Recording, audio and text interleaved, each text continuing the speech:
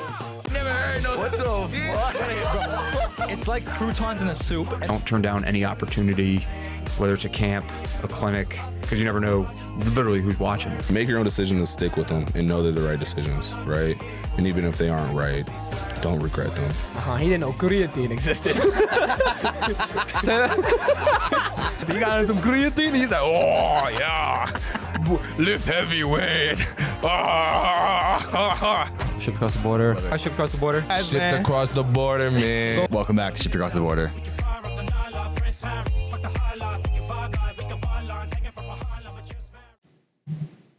Okay. We good? Yeah.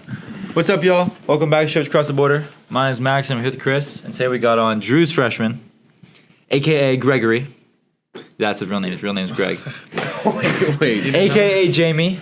Why do they call you Jamie? Your real name's Jamie? My middle name is Jameson.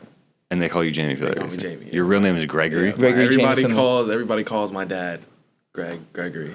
Oh, my God. A.k.a. the second freshman of the freshman quartet that we got on the squad this year. Yeah.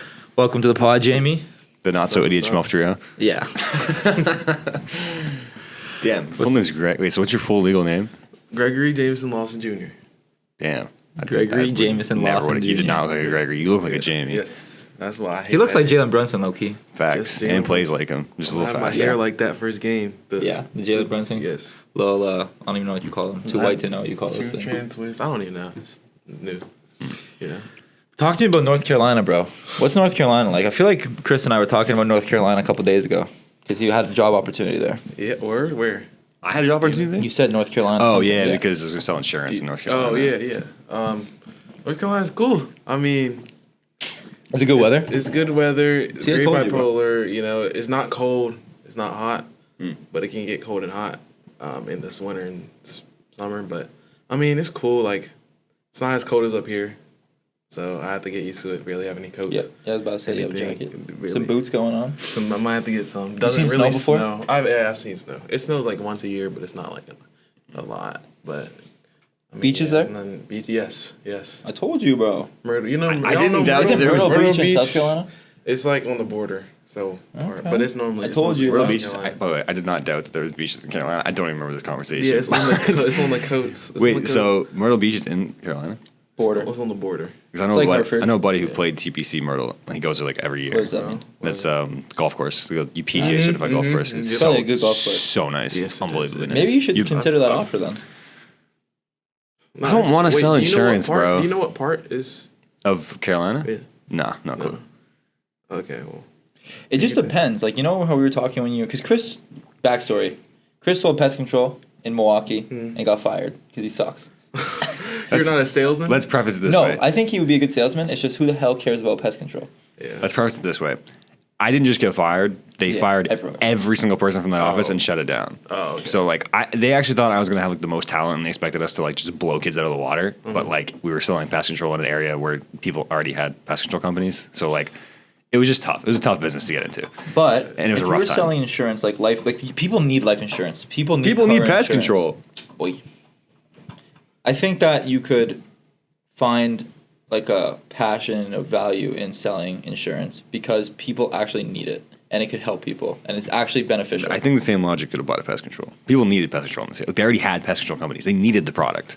I guess it depends. You got to work for a reputable company then.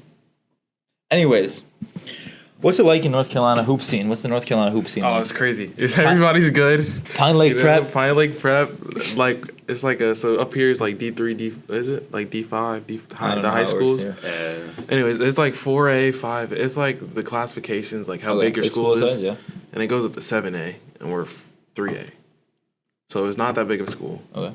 But the 7A, 5, all those schools, D1 kids, especially football. We get Yeah. football too, but there's a lot of D1 kids there.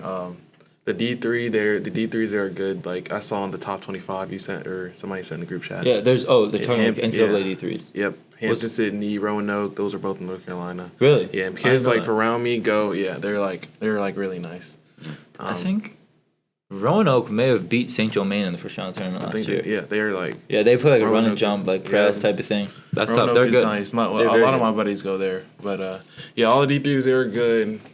You know, JUCOs are nice. Like JUCOs, they get It's a D1 JUCO state, right? yeah. D2 D2 yeah. D2 JUCO. But I mean, they're like JUCO divisions are weird, bro. They are. It's like Massachusetts has only D3 JUCOs. There's not a single D1 For or real? D2 JUCO in Massachusetts. In like, for example, Texas only has D1 JUCOs. Yeah. Like Division 1, 2, and 3 in JUCO is about where you are located, not necessarily about like funding and How good you are. skill. Yeah. Like there's bad, right? not a single Division 3 JUCO in Massachusetts, or not a single Division 1 or Division 2. It's only Division 3. Sheesh. I think that's how it works. Is that why you left North Carolina? Because there was just Low-key. so much competition. So Like it was much impossible. competition. I mean, it's possible, but it's like you go there, you're like it's not where I wanted to be. No. You know, and they didn't really reach out like for real, other than pitch for D3s. But like a lot of JUCOs down there wanted me. Yeah, they're well- like D2s and just D2s, no D3 and JUCOs or anything like that. What other schools were kind of recruiting you, or maybe what are the levels? I know that we talked Just- about just D2. Catawba College. I think so. That's in North Carolina. Catawba Valley, not Catawba College. Catawba College is a D2 school. Yeah, that's what I'm talking Yeah, about. yeah, they're them. So I have a buddy that is yeah. potentially had an offer from there. He's in. He goes to New Mexico Military Institute. Oh, He's like a top JUCO prospect. He's nice as fuck. yeah, I'm already knowing. And so he had Jeez. a bunch of D2 offers, including one of them was from there. I saw him actually hooping. I hooped against him, and he was wearing that exact same shirt. I think. They Actually? probably gave him on a visit. Yeah, which is Yeah. funny enough. Yeah, nah, they're nice. A lot of my buddies, not a lot, but I know two guys that go there.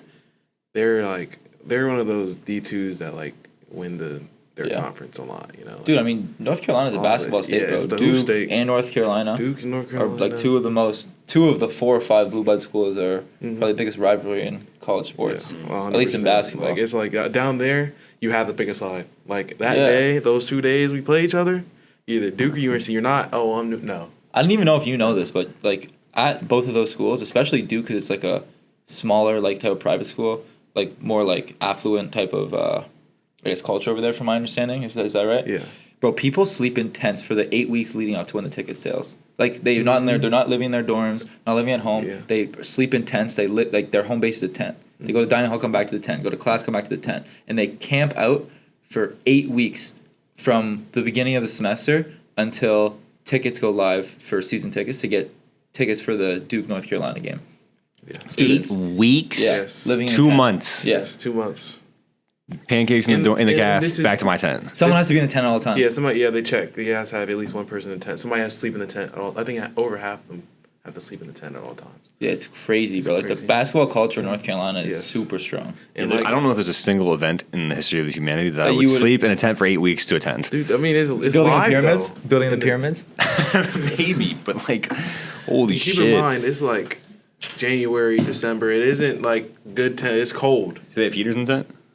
I'm sure they have to. There's How much no do you way. think those tickets cost for Duke North Carolina? Oh, they cost. I think it's $800 for a nosebleed in Cameron. Dude, you could probably pick up one shift at McDonald's for 1 week, make $800, and spend that on the ticket, bro. You don't need to spend 8 weeks camping in a tent. Yeah.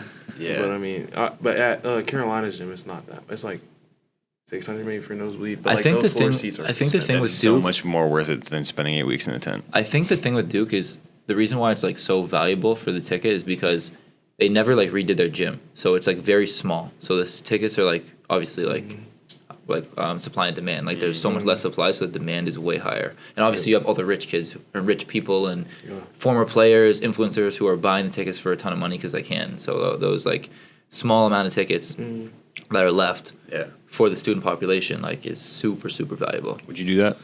Hell no. I'd work 1 week at McDonald's and then spend $1,000 on or wherever it is. Pick up a shift for 1 week. Nah, keep in mind, the McDonald's pays like the minimum wage down there is $7.50.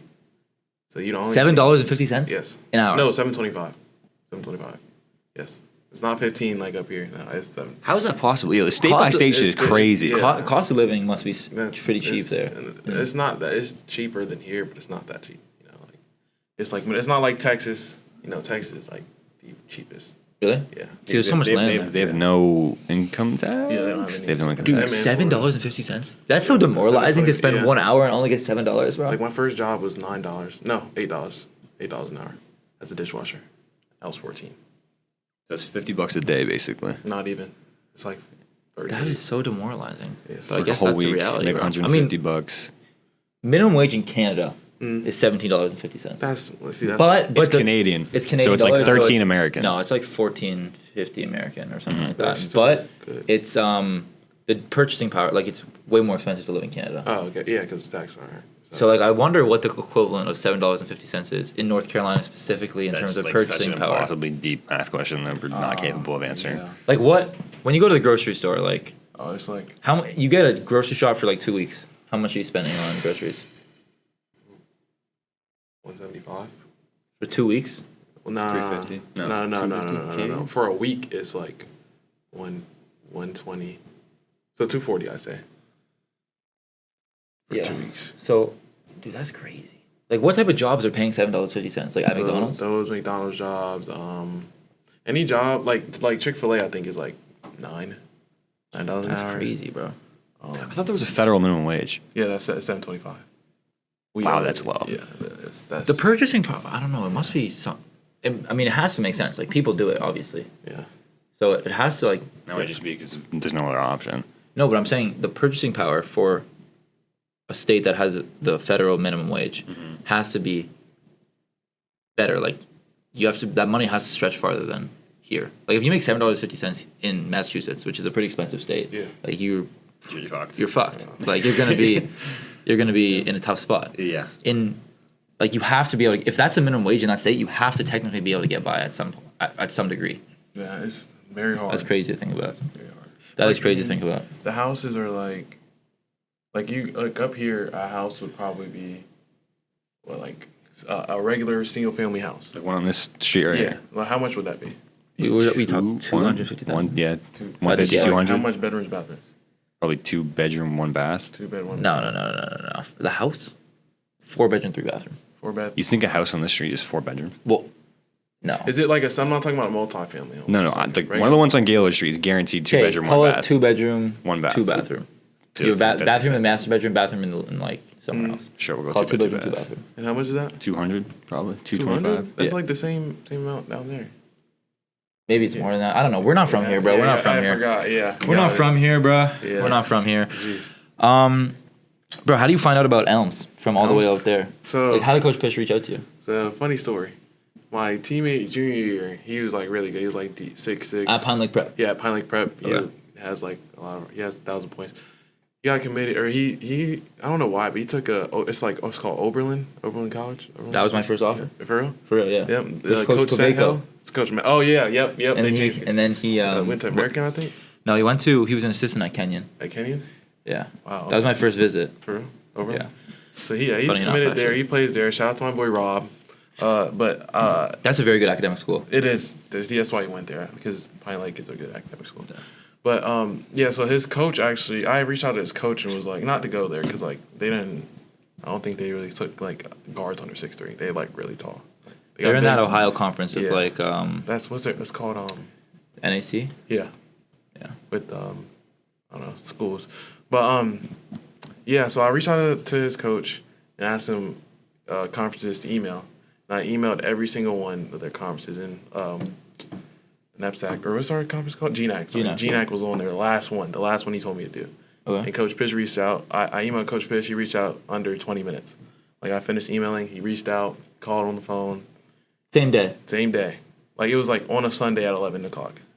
He's on Reached it. out, yeah. And I was like, okay, this guy. And he actually seemed like he liked me other than some other coaches. Like, we'll take you, But yeah, and I went on a visit, came at like 9 a.m. and flew back at like 7 p.m., with same day. I loved it. I met you on the visit. Yeah. You play pickup with us? I did not. I was feeling bad. I was sick. Like, I was, Yeah. I remember I showed you my room. Yes. We hung out for a little bit. It was pretty cool. All the jerseys, all the I had some Toronto jerseys. I had some jerseys on LED the wall and lights. stuff. It was his RA room in O'Leary. That's It wasn't alright. It wasn't. No, I got screwed over. That's technically there's a different RA room that Shakir had. I just got like a regular single. Oh. That's why I got blessed with the room this year. Did he sell you on coming here? Is what he said? No. Bro, I just spoke. I He was was just- very, he was just very being honest. Max. Like, he was I was being Max. very Yeah, he was honest. Max. He I was was- very honest, I liked Max, I was like, okay, this guy seems like a good leader, a good captain. dude. I was very honest. Yeah. You could ask Jack. You could ask. I spent time with you, with Jack, with Dunlap, question mark? Dunlap, a bunch of the guys who came through. Honestly, like to be honest with you, the conversion ratio was pretty high. What do you mean? Like guys who came on Who visits came in versus and guys who recruited, committed. yeah, Yeah, cool, to be yeah. honest with you, and that's probably a lot in a testament to coach. Yes. A lot in a testament to the team that and the kind of team dynamic that we have and hanging out with guys and stuff. Like we've made the guys because coach wasn't really bringing guys on visits who he didn't want to come to the team. So we made the coach values these guys. Like obviously, if they played with us, we could see what they're about. If not, like we trust that coach is going to put the right guys in the right spots and bring in the right guys. And so we treated them like they were valuable, and we made it like. Listen, I wasn't like gassing anything up to you. I wasn't like making anything seem like it wasn't. But we're just telling you how it is. And I'm Elms College fan, bro. I bleed green and gold, and so Bleed green and gold. Okay. so I was telling you how it is. And It was definitely Coach Pish got me here because like Sure. he's the only coach that I actually like. Hey, like how are you doing? How was this game? Blah blah blah. Like other coaches did that, but like you actually seem interested. These other coaches just it was like they're taxed. Hey, do this to everybody. for sure, bro. Going to a place where you're wanted is like such The underrated factor. an in amazing recruiting. thing. Like such an amazing thing. It makes it so much easier to like be confident in yourself and go to work every day with like a smile and just keep pushing through. Especially like tough times where not doing well, not playing, whatever. Like if you know you're wanted in that place, it makes it so much easier to bounce back out of that hole that that Coach McGrath was talking about yesterday when he came to visit our practice. Yeah, it's What's freshman year like been so far, dude? freshman year, man. I made some friends, man. I dope, love bro. the school. You know, cool with a lot of people. It's more of a blessing than a curse. You know, like I came in, I was like, I love basketball, but like my friends are all the way down there. You know, I'm up here. How's it gonna be? But it's great. I'm having fun with the team. You know, met Chris. Allowed me to be on this podcast. Bro, Chris is a big fan of yours. Yes. We'll get into that after. Nah, I will say though, like this kid, the first time I ever met him, like I'd literally never seen him before, and he was sitting at the table, and Rodney came up and he was like, "Yo, Jamie, like, what do you think of Elms and everything?" And he's just a ball of positivity. He was like, "Dude, I love it here. The food is great." He's a mucking chicken finger. Like he just loves everything about this place, bro. Yes, It's just so funny. It's a great place to be. I mean, I agree. it's interesting. It's like when I came here, I'm like, this place kind of boring, you know, blah blah blah. But like, I came here, seeing like how everything was, and like you can make fun out of this. Like it's not like Bro, you have to just You know. immerse yourself in the community. yeah, and it's a good community here. Bro, All the teachers, everybody. people like really care about they you. actually do. Yes. They care about you like genuinely. You're not just a number. Yes, You're not just a number. You're not just a person in a seat. Like you're a person. You can be. And the school allows like an environment to really like grow into being somebody. You know, like what are you involved in now? You just got I'm involved in So I'm the student athlete representative for SGA type shit. I Student government. I don't know what that means. Student government Association. student athlete representative for the 2029 class. Yep, for the 2029 class. Who's that right now? For our class. I don't know. Yeah, I'm that. I did pretty well in the innovation challenge. Yeah, they said he was spitting. Yeah, Really? Yeah. Weren't you in the innovation challenge? Dude, the innovation that was tough. It was a tough time to be around. Why? Stand in front of the whole school and talk. I didn't even have to do that. Ours was so like kind of purposely mediocre. We didn't have to go in front of the entire school. Yeah. But Ty Thomas spoke in front of the entire school. Really? Yeah. Didn't like Jane Lopez do that too? Jaden did it. Some chick who was on the swim team, she did it. She's gone. She was spitting. Steph did it. Classic. It was funny. It was a good time. That's great. You guys win? We got JB's team actually got second. Who won? Who won? Yeah. It was like an JB said he did good, too. I don't know. JB Yeah, said- they He's all all- memorize everything. Yeah. That's a good skill to have, bro. Be able to present in front of a lot Yeah, of people. Be so able I to, love to present around. Yeah, I love. talking. that's a Yeah. skill that'll serve you very, very well. Talk about freshman year hoops. Hoops. I mean, It's been tough. It's been easy. It's been harder it's than you been expected. what I expected. You know, like I came in, not expecting anything to hand it to me. You know, playing against everybody at my position is older than me. Like Butters, 21, Aiden's like 22. Who else been missing? Jack's 20. You know, all the 22. Drew's 22. Like all the guys are like over 20. Like I'm 18, not gonna be 19 till March. So I'm gonna be 18 for the whole season. So just being youth, like I know I'm gonna make mistakes. They're not gonna make the same mental mistakes as me, but it's just how hard can I fight more than them? You know, like not to play my cards or anything, but like if I can like fight hard and like show I can be on the court, then he has no chance to not play me. Yeah. So it's just like, I mean, they might be more skilled than me, but like I'm gonna try to be more of a dog than them. You know, Control like, you can yeah, control, control right? what I can control. You know, I mean, that's really it to it. But like, I mean, the team freshman year hoops, the team is amazing. I didn't expect it to be like this good. Like, nobody really has any like drama or beef or anything. Like, everybody actually genuinely cares about the other person. We all hang out at lunch, talk. Anybody sitting alone, we all sit with them. Like, it's a family. It's literally a family. You know. It's awesome. Yeah, coaches are great. Coach Pitch, amazing coach, knows what he's talking about with X's and O's. 100%. Like, he very smart. Coach Rice, great guy to be around. Coach Neal, I mean, Coach Reem. Fucking coaching. That's so makes me laugh, bro. Neal, but yeah, I mean, they're all great guys you can go to talk about anything in life or basketball. And yeah, I love them. Has it been harder in terms of like just the physical practices than necessarily in high school or maybe that you were expecting? It was what I expected. Like, harder, I knew it was gonna be mentally harder, but I didn't physically harder. Not really. It's just like a dog fight. You gotta come in and fight. Like, you can't just be tough in a phone booth. You know, like, you actually have to fight your way into a spot. You know. What do you think mentally is like the hardest thing?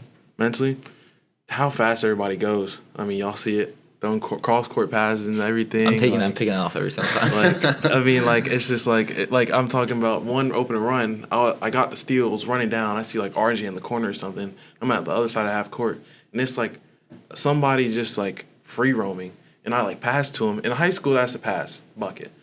He comes from nowhere and snatches it. It's like they're fast. They were more faster mentally than me. So you just gotta adjust to it. But I mean, the only way you can adjust to it is reps. Mm-hmm. I think a big thing freshman year is like exposure therapy. Like, you have two options, dude. You kind of like fly under the radar and not really like hop in drills, and you don't look like an idiot. You don't get yelled at. You don't make the whole team get on the sideline. You don't fuck up. But you're also not getting better. You're not getting more comfortable. You're not doing yourself any favor, and you're going to continue to stay under that radar. Or you can throw yourself in the fire, get as many reps as possible. Like you said, like fight as hard as you can. And even if you do something stupid or you fuck up and whatever, at least you have stuff to learn from. Yeah. Because like, some quote? Probably an Alex Ramosi quote. It's like, the suffering now helps you like succeed later. I was gonna bring up a Coach Long quote that he gave to me freshman year because I was like super lackadaisical. Chris played college basketball. Yeah, I heard. Yep, with at me Medai. at Medai. Mm-hmm. And I was like, my biggest problem was I just didn't look like I was going at my full like speed or whatever, and like I would be sort of tentative and like not go 100%. And Coach Long said, he gave me this story about how the guy who was in my position the year before I got there, the only reason he played and that I wasn't going to play that year is because when he fucked up going 100%. And he said it's better to fuck up going 100% than to sit back and maybe get half of the things right. And that's just facts. Yeah, I mean, a decisive decision that is the wrong decision is better than an indecisive decision that's the right decision. Because even if you make the wrong decision, but you do it decisively enough, like, people can react to it. Like, if you're open and you don't get the handoff on Zoom, we can even if you made a decision and you didn't give it to him, even when he's open, we can still go into empty. We can still do other types of things. Yeah. But if you and then you get the ball stolen, and then it's like you make an indecisive decision, even if it was right and he was open, now he's not open because you hesitated. You know what I'm saying? So it's really being decisive. Yeah, putting yourself in opportunities to fail and learn from it. Something that I do is after every practice, I'll write down like 5 things that I did well. Made a shot on the left wing in Carolina numbers, or set a good screen on gut, or whatever it is. And then I'll write a couple of things that like I want to focus on for next time. So it's maybe drive off the Zoom action, play off 2. Or it's something like that. And I think that's something that's really helped me learn from those mistakes over the course of my college basketball career, is like physically writing that stuff down. So, and it's going to be different every day. Some days there are days where I'll like box out or like, tell them the worst. Every time you tell this story, what is the worst thing you've ever written down on a piece of paper? Dude, there are some days where like there's not many positives, right? Yeah. Like there's not, like, you just have a bad day. Dude, one day I put down like, because I was having trouble like putting my earrings back in the hole because I just got my ears pierced, and it was like I had to take them off for practice and put them back in, and I had nothing else to write down. Like the earrings went back in smoothly. Wow, that was one. And dude, that's sad. Dude, there are some days where that's how it is, bro. And listen, if you haven't had a day like that yet, there's a day like that coming. I'm sure, and I'm prepared for it. Dude, like there are days where you can't do anything right, bro. And it happens, bro. It's life, and you got to be able to bounce back from that. And that's why I think I do that, because it helps you stack days and really build confidence in terms of whatever you're doing positively, but also kind of what you want to focus on, whether we put in a new play and you have to cut on corner, or you got to do these little intricacies. There's so many things to remember at once. So helping you writing those things down is a really good strategy that I've found helps me learn from those mistakes and remember. Yeah. Do you have things you're struggling with right now, like early on, that you've noticed that like I need to work on this? Oh yeah, decision making. I mean, that's number one. I'm gonna be the one. I have to make the right decision. Not every time. Nobody's perfect, but like if you can make it 80% of the time, maybe have what's that 8? So it's like 8. So it's like maybe 2 turnovers a game. As a freshman, that's not as bad as if you just throw lazy passes, Is there a specific decision? Like, for example, like Chris, freshman year, for the life of him, could not throw the ball into the post. Okay. And that is underrated. That is a very underrated. Everyone thinks they can do it until there's a 6'5" guy in your face and then a 7-footer like blocking your big. It's really so hard to annoying. do that, in my opinion. But it's not my problem. But like. So, like Chris, for example, like his decision making, like he didn't know when to throw it into the post. Like he yeah. couldn't. Is there something like specific like that you were having trouble mentally processing? Probably the decision, when to drive and when to not drive. Facts. Like- when to go in the paint and kick it, or when to go in the paint and maybe lob it up or throw it up. Like the coming off of screens going too fast. Like you get it off the zoom or something. You try to get skinny and go in between the paint. Yeah. It's like you could pass to the guy. You might not get the flashy assist, but you get the offense rolling. Here's a very simple tip. Only reject the screen if there's no one in the corner. Oh, yeah. That is true. Otherwise, Strong side, yeah. you're gonna have to get skinny and turn it over. I feel like sometimes you get a handoff, you get a ball screen and you reject it, and the tag man just stunts, and then you have the big man rolling also there. Never reject it. Like listen, obviously there's like hypothetically, like there would be times where it works, but more often than not, it's tough to reject a screen that's not an empty side ball screen. 1 and 2, the times to drive are on the double gaps. Yeah. So when there's a double gap created, that's when you drive, and when there's not a double gap created, that's when you swing it to create a double gap. Or you can throw it back. Or you throw it back. Yes. For a post flip. Pause. No pause. Resume. Max Johnson's son. Wow. Guys. Okay. Jesus Christ. Nah, I have noticed with you, and like you could probably disregard this entirely, but just as someone watching from the outside, it definitely looks like you struggle knowing when to go and when not to go. Because I think you know that you're like relatively quick as a player, and it's like you can usually beat people if it's like a one-on-one battle. But like I see you sometimes where like you'll pull the ball out instead of like just going full speed, or those times when you go full speed when you know you should back off. That's just something that I think you're definitely gonna have to fix. And also I think it's something that you're capable of fixing too. Because like it's such a small tweak. Like it's just decision making. Comes with reps and watching film, another underrated aspect. Bro, watch film, bro. And not just of us, just NBA, college, like seeing what those guards do. I think watching us is the most important. Yeah, thing, no, bro. for sure. The Yourself, most important thing. yourself, then the opponent, then actual real basketball. Yeah, I agree. That's a good order. Bro, Chris is a big fan of you, dude.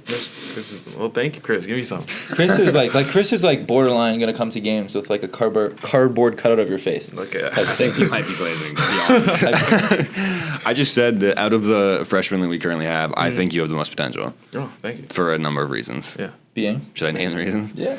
I think there's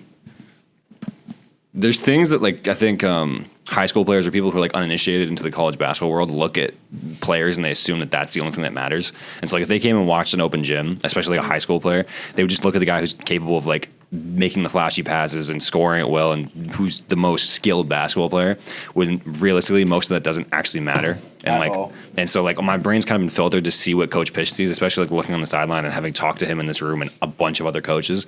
And I think the thing that separates you from the other freshmen is, one, you just have a great attitude. Like you just don't, I never see you slump. Like if someone makes a bad pass, like you're the first guy to pick them up off the floor, and like that really matters. And I think you're really receptive. Like when Coach tells you something, you're not one of those guys who's like, you might hear it, but like don't actually internalize it and then immediately go out and make the same mistake over and over again. Like I haven't seen you do that. Like if he tells you something, you actually try and listen and implement it on like the next play. And on top of that, like the little things that people just don't pick up on, like defensive rotations and stuff like that, I haven't really seen you mess that up. So like those three things like sort of just stick out to me as like little traits that not a lot of freshmen have. And usually that is a recipe for being a successful basketball player. I think a big thing with that too is a lot of those things are controlling the controllables, right? Like attitude and effort are two of the things that I think is helping separate you, and I think those are things that anybody hypothetically could do if they wanted to, right? So I think that was because the intangible things are going to come. You're going to get better. You're going to grow. You're going to, as you work on your game, as you experience more, like those things are going to grow. But like no one can tell you to have a good attitude if you don't have a good attitude, right? Yeah. No one can tell you to put an effort. Like that's up to you. Like that's just if you have it or you don't have it like that. I think that you innately have those type of things, so you don't have to do some soul searching. I think you came with a good attitude, so that's awesome. Yeah, I mean, I'm I'm gonna give that credit to my high school coaches, Coach Dunbar and Des. They taught me like when I came to Pine Lake, my junior year, I didn't touch the court like in fall league or anything. And in one practice, my coach said, "Hey, like playing hard is cool, not playing cool is cool. Like you have to be there, be there mentally and physically, So I mean, I give that all to them. I told that story actually on my graduation speech. You valedictorian? I was a valedictorian, but they voted me to speech, like the students. That's awesome. Out of 4 people. But I mean, yeah, like they told me to do that. I mean, it just made me have me a mindset to work hard, not even just physically, but mentally. Like being there every time, seeing what to do with other people. Like when the coach speaking to one person, speaking to everybody. So just being locked in mentally and physically. I mean, it'll just get you to places like what you said, like being tough mentally. Reminds me of a quote that I heard, which is, "Being good is cool. Being cool does not make you good." Yeah. You know what I'm saying? Elaborate. So being I like good, that. if you're good at something, like that's cool. We got a podcast. We're good at podcasting. That's cool. You're a good basketball player. That's cool. You're a good basketball player. You got good grades. You're smart. Like that's cool. Being cool, like coming to class, sitting at the back, being on your phone, head down, not listening to the teacher, that doesn't make you good at school. Coming to practice, not coming in early, coming in just on time, going through the motions, that doesn't make that like cool. That doesn't make you good. Mm-hmm. Being nonchalant or whatever, like that doesn't make you good. Nonchalant, yeah, that's not a good being, trait to being have. good is cool. Mm-hmm. Being cool does not make you good. You heard that? That shit reminded me of that. Yeah, I actually have a topic I want to speak on. Hell, you talk about it. So how do y'all feel about, just random topic, how do y'all feel about NIL and like high school, how it relates to high school athletes? High school athletes. Yeah. Dude, I was not in high school when there was NIL. Yeah, I know y'all weren't, but Is like, NIL, yeah. is high school athletes getting NIL? No. At NIL, like recruiting wise, so now recruiting for example, Duke is paying, or BYU paid $1.8 million for AJ DeBansa. Yeah, it's more than that, but yeah, I mean that's what it is on paper. Yeah, it's paper. Yeah. I think that it's a tricky question. I'm all for athletes being compensated and like being compensated for their skills. Like obviously, like BYU is going to make so much money off of AJ DeBansa, going to be a top 3 pick in the draft and be one of the best players in the country, and potentially he's a preseason All-American, right? Mm-hmm. So he's going to be one of the best players in the country, and they're going to make a stupid amount of money off of him. Yeah. So him having a small cut of that, I feel is just. Also, I think if you give an 18-year-old $2 million,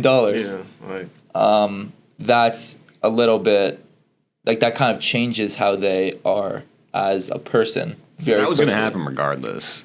Now it's just open. Like, they've been giving kids money to go to college for a fact. Yeah. Now it's just out in the open. Yeah.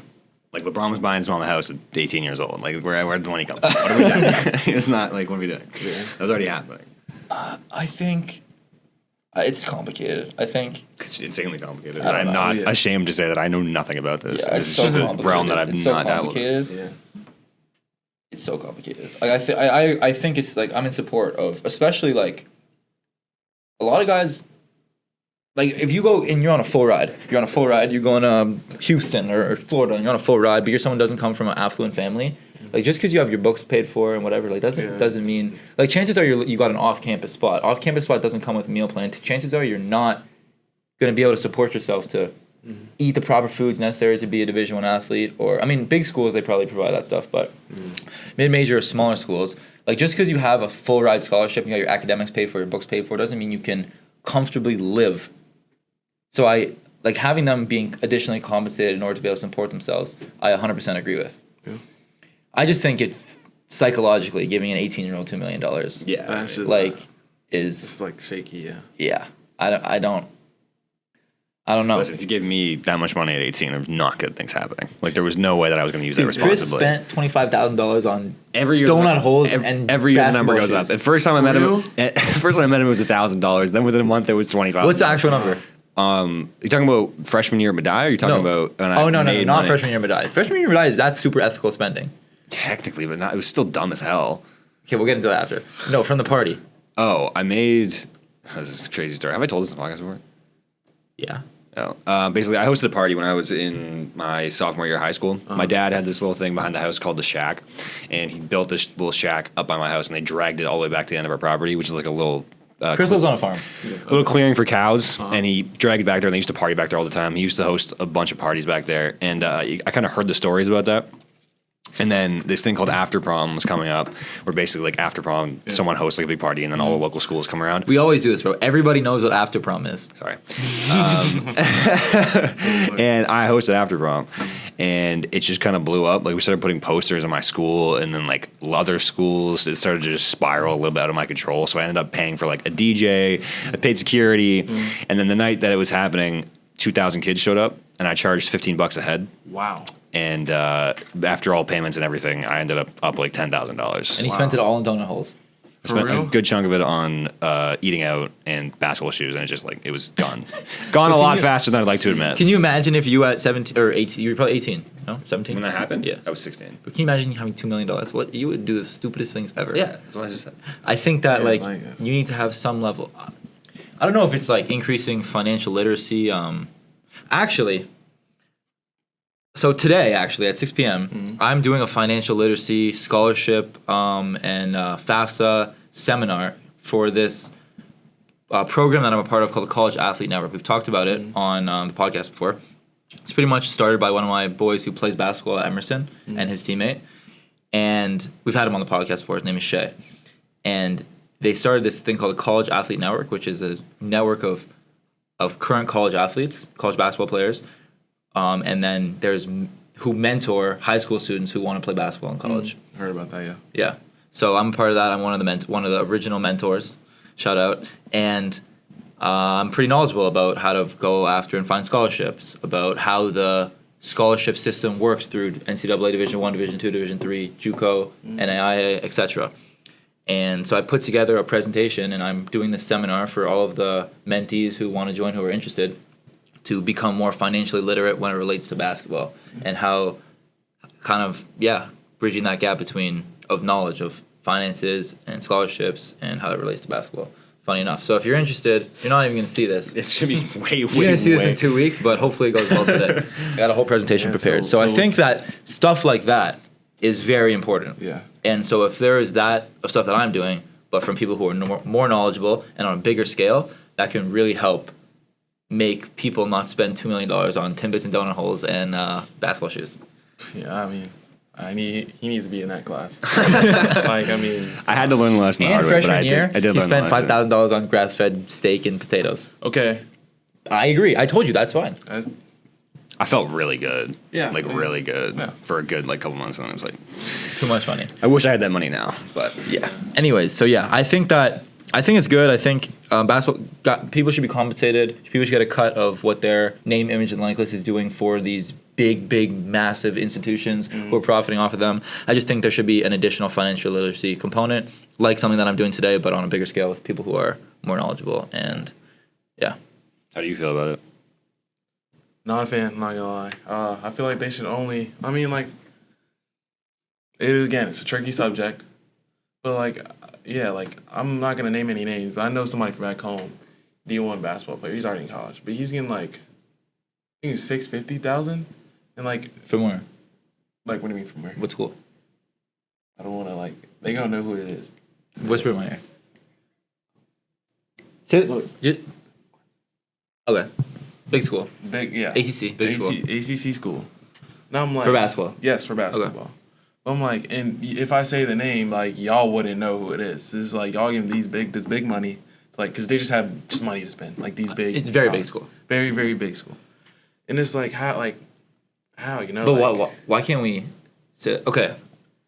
There's a guy from home. He played at he actually played at Canisius when we were at Medai, so across the street. So I talked to him a couple of times, and I don't know him super well, but from a similar area to where I'm from. And rumor on the street is he goes to St. Bonaventure. They have a ton of money now that Woj is running their operations. Yeah. He was paid $1 million. $1 million for one season. He transferred from Canisius to Minnesota, from Minnesota to now St. Bonaventure. $1 million for one season. We might have to cut some of this stuff out, but I feel like it's just part of the flow of the conversation. But from what I've heard, he's rolling up in G-Wagons, crazy chains, and Like, Gucci bags, bottles at the club. yeah, bro. But I mean, like, what else are you gonna do? You're 23, Yeah, that's what I'm saying. 22 years I old. You would have do the same millions, thing, $1 million yeah. for 8 months. Yeah, that's generational wealth. Literally, if they get it right, they like Yeah. invested right, that can be. So I think, I think that there needs to be some, like, what if there was you know what, like a Roth IRA is? Yeah. So where you would put like money in, for and you can retirement. only, and you can only access it when you're like 65 or whatever. What if there was like that? So you put your NIL money, it's like an annuity. You'll only get like, like let's just say AJ Band's getting $2 million. You put it in this annuity, and it would pay you like a certain amount of money, whether it's like $2,000 a month or something incremental that allows you to survive and thrive and Yeah, and that's live. what I'm saying, yeah. And then the rest of the money you would get upon graduation or upon 22, 23 years old, when your brain is a little more developed, when you are more financially literate, when you've had more time to adjust to being an adult. That could be a cool concept, but I don't know how you would that be? I was gonna say, would that be like something that just like I can opt into it, or just like it happens the second the money hits? Like my the NIL money that you make goes into this trust. if I opt in, or just No, it has to. Otherwise, you don't like the money. That sounds like an infringement on my rights. Why? That is because it's your money. It's my money. Yeah. Why are you But, taking like- my money, bro? You don't It's have to like- go to the school. It's a choice to commit to the school. It's a choice to go and play college basketball. Sure, but Not you offered me infringement. the money to come there, so why is that a contingency? This is the offer. The offer is I would give you $2,000 a month of this lump sum of money that I'm giving you, and the rest of the money you get at 23 years old. And so what if I wanted to go to a different school just because Every you did that? it would have to be a standardized thing that every school did that. Otherwise, it's not going to work. Because why the hell would you go to one school when you could just get Exactly. money right now? That's the type. We live in a. Do they get taxed on NIL money? Definitely. Yeah. But it's still a lot. It's not. And so if they go to like Florida, there's no state income tax, so it's only federal tax. So. That's crazy. Stuff like that, man. You got any other questions for us? Any other questions? I mean, This is not how podcasts is supposed to work. yeah. It's nah, Jamie's it's- podcast, bro. I was just asking that, like, and okay, so how do y'all feel about this new recruiting wave? Like, how do you, not Elms, but like just anywhere, like, how do you feel about like people, like, I think Like the 1 year rental culture. yeah, like the not one and done, but like if I'm not coming here playing, I'm transferring, like the big names, like Okay, I don't think that's only big names. I think that's a lot of places. Yeah, I think that's everybody, Dude. Like, you probably don't know. We were just talking about this with Jack yesterday, but like Chris and I went through hell freshman year. Like we probably had among the toughest freshman year. The 0.1% of toughest college basketball freshman experiences. Yeah, like we played for a coach that was unbelievable, but like on the court, like I'll give you one example. You know how we like coach like sideline we run. He would say go get the bricks. We all had cinder blocks with our names on them, and we would run doing eights and stuff. We'd have to keep the cinder blocks above your head. Yeah. Wow. So If they ever touched the ground, it was restart. restart. Yeah. What? So we had it was like That was one of like 20 things. Like there's so many There's stories, so- and we've told them so many times in the podcast. We're not going to reiterate. We've even it, had but, our like, coach on the podcast too, see? and like Yeah. but you can listen to that. And we had like as of coming in as an 18-year-old freshman to a culture that was like military type of discipline, organization.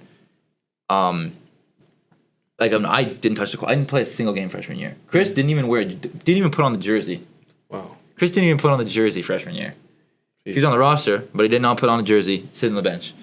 And it was like, but I mean, Chris decided at the end of the year he wasn't going to play basketball anymore, but he wasn't going to transfer. He was just like kind of done with it. And I was not planning on transferring until the school shut down, right? Like, and that culture really enforced like a grind. And like, I can't feel bad for anyone who, like, I think you're wussing out if you don't play and you just like transfer and I feel like you're running from the grind. That's long story short. I feel like it depends. It depends if you're being mistreated or you genuinely are good enough and there are political things holding you back, or you want to be closer to home or you're going through stuff. I feel like there's a lot of different variables, but I feel like most commonly people are just running from the grind. People just don't want to sit. People just don't want to put in consistent work and have delayed gratification and sacrifice now and without any result for things that for future benefit. And a lot of times there are a lot of times that people go from program to program and they end up playing a lot, and that's amazing for them. But there's also probably even more times you go from not playing at one program to not playing at another program. And what does that say? That says that you're not a good basketball player. It's not even that you're not a good basketball player. You're the problem It's just child. It's not everyone else's fault, you know? Yeah. that's kind of what I think. I also think that there should be a rule on how many times you could transfer. Like you can transfer like twice without sitting, like once or twice without sitting, and then after you transfer like one time or two times, you have to sit out a year, because that would make that decision much harder, and you would have to consider like the future, and it's like, is it like it could be worth it for you to just sit and not play this year and just develop and work and grind and then play next year, as opposed to transferring and not playing next year, and then whole ripple effect. So I think that would be good. That's how it is in Canada, in high school. And college. In college? Yeah, if you transfer to schools within the same district league, there's like a couple different conferences. If you transfer to schools within the same conference, you have to sit a year. You know that? Yeah. Dang. Yeah, that's how it is. In high school, like you said, I think in where I'm from, if you transfer and you're not in that district, you have to sit out a year. Then you can play. But, people fake out. It's a lot of loopholes to it, but... What do you think about that? What, like high school or college? College. It's a time and place, like you said. But like I wouldn't say running from the grind, because like some coaches really just don't care about you. I agree, dude. There's a lot of tough scenarios to be in. There's a lot of tough positions to be in, and unfavorable ones, and like toxic places where you can be much better off in a different scenario. And I recognize that, but a lot of times also it's people are running from the grind. They don't wanna do their time. They don't want to put in their hours and put in their their debt. Like they want to clear their sweat debt, or what do we call it? Sweat equities? Yeah, they don't want to like build up their sweat equity before they get that delayed gratification. Yeah, I was talking to Aiden Golf about this the other day. Like, if you transfer like with a coach like pissed because you're not getting playing time or anything, like that's a problem. I feel like he it's not him. It's like you, like, because he evaluates well. Like, he knows what. I mean, it's some people might just be better than you at the position you're above. Like, it's stuff like that happens. But like for you to be unfair to him and leave, if you really want to, there, it's just kind of like, come on, man. Also burning a bridge. It's realistically, like I said, he just said with the freshman thing, or our freshman year, I have almost no sympathy for anyone that decides to transfer out of a place that like pitches the coach for, because we played in just the desert storm of Vietnam compared to this. Sure. So like, there's no sympathy for people who want to transfer. Like right now, like I think coach does such a good job of cultivating a learning environment where I'm excited every single day to go to practice and learn. And if I'm not afraid to fuck up, because I know that I'm gonna be able to learn from it, and I'm not gonna be ostracized. And dude, it was like military. Like it felt like I was going to like military every single day. It felt like going through Hell Week, like Navy SEAL Hell Week, over and over and over again. And like I'm not saying that, like we were literally talking about this whole thing yesterday with Jack. Like I think Coach Pish is the amazing qualities of our coach from Madai and of South Health for my first year here, and so I'm super happy. But yeah, like the way he runs our program and system and everything is so conducive to success and to growth that if you don't feel like this is a place where you can learn and you can grow, I don't know if there's many other places that you would be able to. Like, it might not be for you, because this is the most positive growth learning environment in terms of basketball that I've ever played in. And I think and I've had a lot of experiences. I've had 3 different coaches. I've played at a bunch of different schools, and I have friends who are playing at tons of different schools too, and hearing from their stories. And like from my conclusion, like we got it right here, and we're finding it as a team. But in terms of the structure, like the coach that came in and speak yesterday, like we're doing things the right way here, and like a lot of people who I've talked to are very envious of the environment that we have here in terms of practice and culture and everything. And so if this isn't a place that you can, even if like you're not playing or you're not doing as well as you think you are, if you don't feel like you can grow and improve in this environment, it's going to be tough to improve in any other environment, in my opinion. Yeah, I agree. But you wouldn't know that unless you had that coach hack experience the first year. I guess, yeah. I guess it's contrasting. So like, there's definitely a bunch of freshmen out there right now that are like maybe listening to this, contemplating transferring, and they just don't know what they don't know. I would have had no idea. I would have thought that every single college basketball program in the country was our program. If Madai shut down and you could have transferred and could have came here and played for Coach Pish, would you have still playing basketball? I don't know. That's a crazy question. It's an impossible question. I mean, knowing what you know now, knowing the environment that we're in, you've watched our practices, you're very close with almost every single person on the team. You've been around a lot. You've watched every single game. Like you've been in the cut. Like you've seen You've seen us have bad days and coach make us run. You've seen us have great days where everyone's hype. Like you've been in the cut not just as much as we have, but you've seen it on the inside. Would you have wanted to be a part of that, of what we're building now, if you knew in hindsight?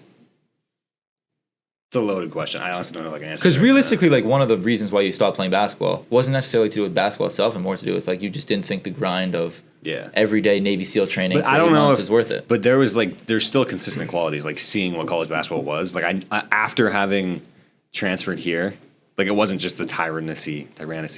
It was the combination of like knowing that this game kind of just strips your creativity, or this version of the game kind of strips Like your college creativity. basketball. College Like basketball system-oriented. strips your creativity, and that's something that I loved about the game. And so seeing that was just being sort of weeded out a little bit, at least, that was one of the reasons as well. So it's hard to say.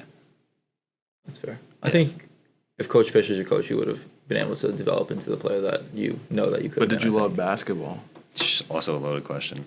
Yeah. Because you're gonna have to define what love means then. Because what's the difference Love between when you say you love your mother versus when you say you love cheese or you love video games? What's the difference? That's like emotional, like I love basketball emotionally, and like, is there another way to say it? Like I don't love, like my mom, like I love Coach Pitch. That's weird, right? Exactly. So what's the difference? It's like loving the game is like it's an object other than the parent. Like so it's like if I love this object, I'm playing every day, hooping every day, watching basketball, loving the good and the bad, other than like just loving somebody or something. Just when it's good, then it's bad. I think a good definition for defining the levels to your love is how much you're willing to sacrifice for that thing. Yeah, that's good. And so if you're not saying like, oh, I love basketball, the immediate follow-up question is to be like, okay, so what have you sacrificed for it? I think if you love something, you'd be willing to sacrifice everything. Exactly. So that's the thing. Is like if you look at because you kind of have to infer love. You can't. It's not a logical thing. You can't be like, if I ask you, do you love Alex, your girlfriend, and then yes. you say obviously yes, but then like if I started to follow up with questions after that, you'd be like, okay, so how can you prove to me that you love her? And then you could go through all of the things that you've done for her, and that would allow me to understand, okay, you love this woman. If you do the same thing with basketball, you have to infer your own love for the game. So it's like, okay, do I love basketball? And then you go backwards and you go, okay, well, I did this, and this. It's like at a point, I think I loved basketball.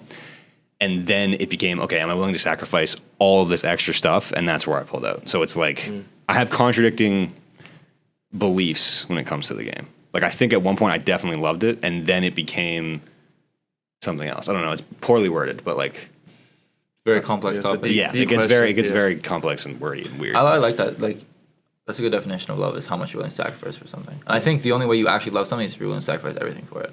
Yeah. Otherwise, you don't actually love it. You just like it, or you like the idea of it, or you can love the idea of it. That's even deeper. That's even deeper. Way deeper. It's getting weird and abstract. But off the court, who is Jamie? Actually, I was going to word this a different way. We just went super deep, so now I'm going to add on top of it. If I was to ask you who is Jamie Lawson, but you have to remove basketball from the answer. Yeah. Who are you without basketball? Who am I? Who is Jamie Lawson? Gregory Jameson Lawson Jr. without Gregory basketball. Jameson Lawson Jr. Without basketball. Who am I without basketball? A kid that wants to see people succeed. I love That's a good people. answer. I love people that can be around me. That like Max. Like he's gonna look out for me no matter what. With my career, with basketball. I know you said not, but with basketball, with just my personal life, he's gonna look out for me. Just wants me to do the best, no matter how good it feels or how bad it is. He wants me to. He's gonna say how it is. Like I like people that like that around me. Like I don't like people that that they just say what you want to hear instead of what you need to hear. But I mean, I love to see people grow, succeed. I love to help people. Like one day want to maybe become a politician. Help the good in the world. I fuck with that. I can see that. I just want to see people smile. Like my senior quote was, make. Hold on. My senior quote. It was, make the world smile. Don't let the smile make your world. Or that was terrible. Do you want me to pull up your high school? Can I pull it up? No, you can't pull it up. Wait. I think Jeremy Kane said it. Another good basketball player from Duke. You guys are weirdly similar. I'm not gonna lie. Huh? I back that. You and him are weirdly similar, honestly. Yeah, I love Jeremy Kane. He's a good hooper. But it was I got it. Don't let your smile change the world. Let your world change the smile. Or, gosh, I just messed it up twice. Don't let the world change your smile. Let your smile change the world. Let your smile change the world. That's what it was. Yeah. Okay. And it's just like, I mean, I smile all the time, not just because of me. Like, I'm not always happy, but I like to see other people happy. Like, if I make somebody smile today, it's my day. My day is made. You know, that's my daily deposit for the day. Like, no matter what. Like, even if I say some questionable things, make people laugh. You know, it's for a reason. It's not because it is partly because I'm actually interested in, you know. Yeah. But like, just I'm interested in like wanting to know what y'all think. But like, also to, you know, see people smile and engage with conversation. Some people don't like to do that. So yeah. So that's why. What is your major? Major You said accounting, politician. and I am minoring in coaching. Okay, so what's the plan with that? Other than be a politician.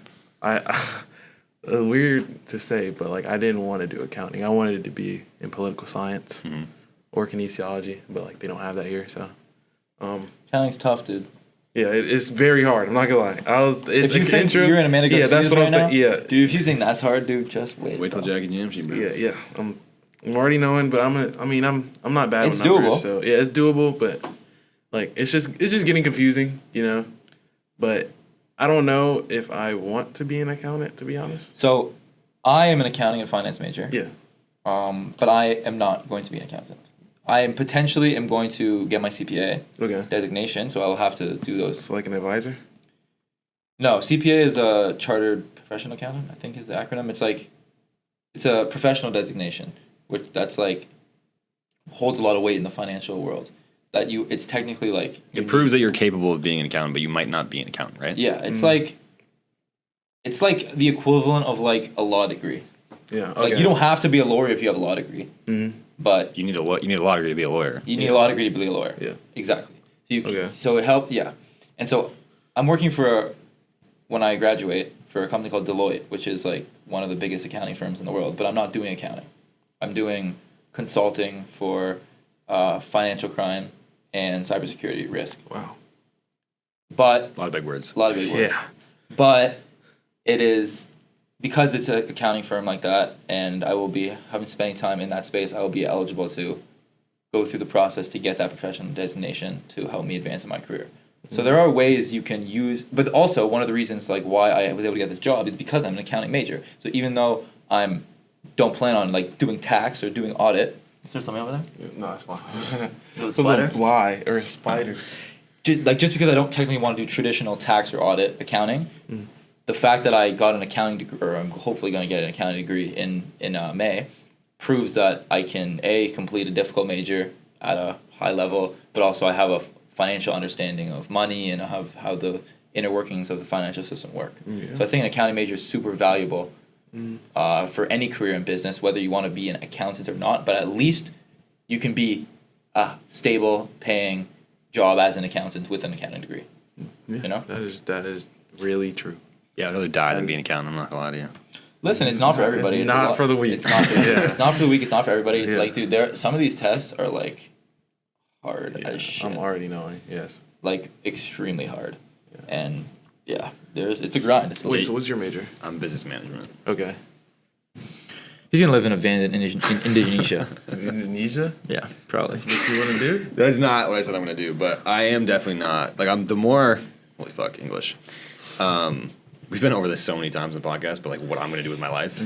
And I'm currently I'm scattered right now. I'm just trying to figure out what it would mean to me to live a meaningful life. Because like oftentimes when people ask you what you're gonna do with your life, they don't follow up with the questions like I might ask you and you'll be like, okay, I want to be a financial accountant and stuff. But it's like, what do you want to get out of life at the end of your existence here? And it's like, well, some people might say I want to be happy. Some people say I want to have a meaningful life. Some people might want to say I live a life of service, whatever. I'm trying to figure out what that is. And then like as soon as you go down that path, it's like, I think I want to live a meaningful life. And then you have to continue going down that train of thought and be like, what does it mean to live a meaningful life?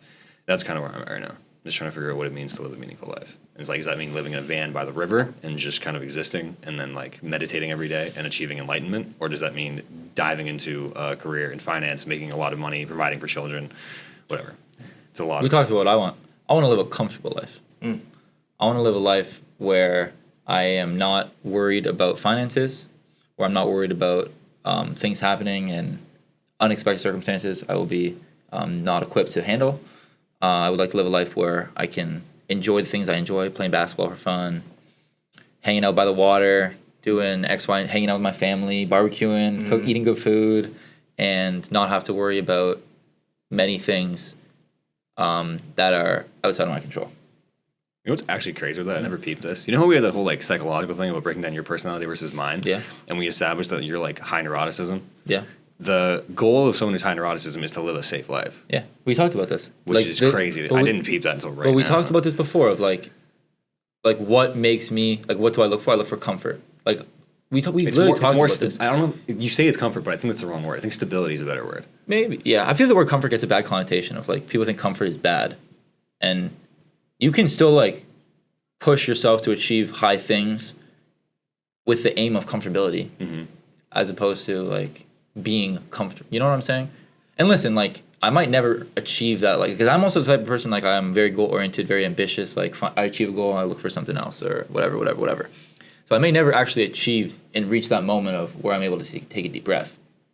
But the pursuit of achieving that goal of taking a deep breath interests me, if that makes sense. Yeah. Well, I'm trying to think about how that makes sense in my brain. Like I might never get to the point where I'm sitting on the island. No, you won't, because being high neuroticism, there's always more threats than your capability of protecting people from threats. Exactly. So that's the never-ending chase for you. But the pursuit of protecting and creating a stable life creates value. That's definitionally what it means to have personality theory. Like whatever your dominant. Should I break down personality theory for you? Does that make sense? Or no? Just leave it. But basically, the idea would be that each personality has a dominant place from which they get positive emotion. And neuroticism would be by providing safety. Extroversion would be by interacting with other people. High disagreeableness would be by competing and winning. Like, it's just all those things. And so that just makes sense. High disagreeableness? Yeah. Partially, yeah. Oh, I hate losing. Like, I'm actually such a sore loser. It's terrible. Wow. It's bad. Like he loses in chess and it just goes bad. I'll show you after this. It's not good. he loses in chess and DM like he could get banned. I should get banned. It's just because, like, also in chess, so there's a time limit, right? Yeah. And so, I play like, chess, if I lose and I blunder my queen in the first 30 seconds, you're sitting there for 9 minutes, 30 seconds while I just stare at the board out of just spite. I can't lose. I hate losing so much that, like, I have to get some moral victory out of this because I can't let you win. I forget what we talked about on a podcast, but we talked about it was the tournament. I think you were about to bring up. It was how, like, the guy was frying and, like, I just had to talk so much obscene. No, I don't even remember. You, as an 18-year-old... Oh, this has nothing to do with anything. No, it wasn't even to do with that. You, as an 18-year-old, you probably don't even know anything about anything yet about the real world. Well, that was crazy disrespectful. Why? Did you know anything about anything about the real world as 18? About some things. Okay, yes. you know If you know a lot of things at 18, that's a problem, I feel like, because, like, you're growing up too fast. Well, I feel like There's a you're chance. living in a small-ass bubble if you know a lot of things. No. If you know a lot of things, it means you've lived, like, a pretty tough life, honestly. Yeah, and If you know a lot of, like, actual human truths, it probably means that you lived a tough life. You know a marginal amount about a marginal amount of things. Yeah. How do you relate to this conversation? What would living Meaningful life mean to you? Meaningful life? This is probably a loaded question. Like, Especially for someone I've that's been spending weeks trying to prefrontal answer. cortex is Exactly. As a 22-year-old, I've been slice of hovering pizza right now. As a 22-year-old, hovering over this question for multiple weeks. I don't have a good answer, so, like, I'm not expecting you to give some prophetic answer. We got to either. incorporate him in the conversation. No, I know. So, like, my dream life. Or, like, a meaningful... I think dream life is a little fugazi. I'm talking about, like, tangible. Like, what would it mean for you to live a life that you could look back on at the end of your life and go, yes. I did this right? A life where I help people. Like, a life where people in need come to me and, like, hey, like, if it's money or it's the advice or if it's anything they need, they come to me and I help them out. They don't necessarily come to me, but anybody in my group, my circle, whether it's my future wife, future kid, anybody around me where people that need something can come to anybody that I know and they can help them, that's meaningful because then that means I'm spreading my light on others. You know what that sounds like to me? He wants to be someone that people can depend on. That sounds like... Are you big into religion at all? I am. I feel like that sounds like a priest or like something like that. Like someone who is involved in a religious community that gives back to the community financially or just with time, watching people in the community's kids when they're at work or whatever. I feel like that is that's what I thought of when you were saying that. It could also be just like a life of philanthropy. That's what I'm talking about. Yeah. I mean, both my grandparents were priests, so I mean, or preachers. So I guess that's how I was raised, but yeah, it's just something I like to embark on, like making people light shine, letting people be themselves around me, not being a shell of themselves. It's a good answer. It's a great answer. I don't really know what to go from there, or really what to say about that. Well, high agreeableness too. It's like that's immediately where my brain goes. Whatever the fuck that means. Acts of service. People hire people just like to keep the peace. Think HR. Anyone who likes working within big groups of people and maintaining order, essentially. Yeah. We should get a seafood boil, bro. I'm allergic to Fuck seafood. Fuck, you are allergic to seafood. You know how sushi? I don't like sushi. Or shellfish. He likes. I'm allergic to shellfish. How can hold He on. does. He likes American food. He's not very like. Yeah, I'm a very adventurous. picky eater. Really? Very picky. Yeah. Damn, that's tough, bro. Not having sushi in your repertoire is I tough. don't like. But like salmon. What is about- shellfish? I don't like. Yeah, no, I can eat like fish, salmon. Do you sushi. like that or no? Salmon? No, I don't like any. What is it about? seafood. What is it about sushi that you don't like? Taste, Just- taste, just Doesn't textures. like like fish. weird. I don't like fish. I really don't like. No, I that's don't like yeah. salmon. That's pretty much a no go then. Like I really wish I It's did because rash, that's bro. really good for. There's many, many, many benefits aside from the fact that it just tastes immaculate. Yeah. Yes. I agree. We should walk that sushi place. You look like across from I don't know if I have the calories for that big sushi. No, bro. It's like a Forgot couple. about that. Call me Big Sushi. You a sushi guy? Oh, I love seafood. Okay. He might be the I biggest love seafood seafood person and I've Asian met. food. And Asian food? Love Asian food. Love seafood. You might not meet someone who likes Asian. I actually have a 51-piece shrimp cocktail in my fridge right now Are you serious? that I take down half this morning. And probably take Wow. down the other half. Rest. Yeah. The only one I could have got down with before I wasn't allergic was crab legs. But like, it's not like I was. You had crab legs before? Yeah, Fuck crab legs. big time. I wasn't gonna fiend for them though. They're not that good, but they were Dude. just decent. Then I got allergic to them. I love. Wait, how do you develop a seafood allergy? How does that happen? So my mom was allergic to it. I don't know if that had anything to do with it, but I think like one day I just ate crab legs and my eyes swelled, then my nose swelled, then my mouth swelled. Yeah, I always like that. Yeah, it didn't want to get to my throat. So I had the just opposite. to I was take allergic to something. peanut butter for like the first 8 years of my life. Oh, wow. And then like one day I woke up and ate a peanut butter sandwich and nothing happened. My sister was allergic to eggs, and now she's not. And then she started to be allergic to peanuts. That's mad crazy. You see the guy on TikTok who's like fighting his peanut allergy? Like he's doing exposure therapy for peanut allergy, and he's like slowly eating more and more peanut butter to try and like get his immune system to not I do feel that. that's smart. I think it was worked. Yeah. It's happened like a while ago. I think it worked. It worked. I'm I pretty think sure. it's smart. Yeah, I mean, if you don't care about seafood, then it's not worth it. But like, Yeah, I don't. I can. I feel like peanuts is something that's pretty common. So if you're allergic to that, like that just puts you in danger. I agree. If I was allergic to seafood, that'd be a problem. I really like sushi. It's probably my favorite food. Bro, yeah, I fuck with Asian food. I don't like. What's your favorite food then? If you say chicken fingers and fries, I'm throwing this mic through that window. No, it's mac and cheese, bro. I mean, that's not a terrible answer. Like no, but it's like. Then it's then it's tenders and fries. Pizza, I love pizza. Dude, at Medina tenders, that was one thing. The calf was absolute poverty, It but the was. tenders and For fries were fire. Never had them. Fire. I was too busy eating grass-fed beef and eggs and stuff. Oh, for real? Oh yeah, Yeah. $5,000, Yeah. $10,000. Yeah. Idiot. All right, bro. I feel like the flame of this podcast is Dwindling. like Well, yeah. I gotta it's ask him doing a that. piece. All right, bro. What is one piece of advice that you give to your younger self? My piece of advice: give my younger self. It's weird asking this to someone who's mad young. Yeah, We did I mean, it's every my- I know. episode for all the freshmen. At, But we were the all freshmen. the freshmen at Elms. We were the freshmen. We've done it for 3 years in a row. But now, as I mature, What would you prefer? A different question? no. Where's mine? I'd say just be smarter. You know, like a lot of things I did like when I was younger wasn't smart. You know, like when it relates to sports, I just didn't. My work ethic was terrible. My parents were like, "Yo, you need to do this before it like catches up to you," and it caught up to me. Like COVID, I didn't touch basketball for that whole like year. Didn't make my middle school team. You know. You were in middle school So- during COVID? Yeah, We went over this. I was Jesus in middle school. Holy unk. Holy I didn't. unk. No, tryouts were before COVID. Then I didn't make the team. Then I didn't touch a ball. Then I get into high school behind everybody. So it's just like you got to be smarter with that. Be smarter with be more disciplined. You know, like discipline can take you really far in life, and it's really underrated. Like that's a real like motivation isn't nothing without discipline. Like motivation is just a word in my opinion. Like I don't believe in motivation. Like you have to be disciplined to strive for that motivation and find your why. I mean, like my why back then was, oh, I want to make my even younger Jamie self proud. But like obviously that didn't push myself enough. So it's like, if that's your why, then it's not strong enough. Like you have to find a stronger why in what you do in life, whether it relates to basketball, life, or even just like cleaning your room every day. Like your mom says, clean your room every day. You don't do it. Your mom's really important to you. That's not a why. You need to do what you need to do. Be more disciplined in what you do. And your life will be better. You know, like you won't You won't be missing out on anything because you had to go to the gym. If you worked out before, then like I'm talking about like before in middle school, like you got to a point where, hey, like I can work out and go to parties, but now I have to skip parties and stuff because I'm behind and catching up to all these athletes. I have to work out. It's like you're missing out on things when you could have done it earlier. So I'd say that's my piece of advice, you know, like find your why, be disciplined, just do good in life, make people smile. Sure, bro. Appreciate you for coming on the pod today. Absolutely. I thank y'all for inviting me.